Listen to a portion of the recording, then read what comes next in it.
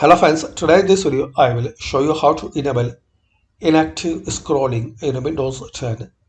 So guys, to enable and turn on inactive scrolling, so click on start, then settings. Now here guys, in this left side panel, click on Bluetooth and devices. Now click on mouse. In scrolling option, you will see scroll inactive windows when hovering over them. So make it on, just slide to on. So it's easy and guys quick way to enable and turn on inactive scrolling in Windows 10.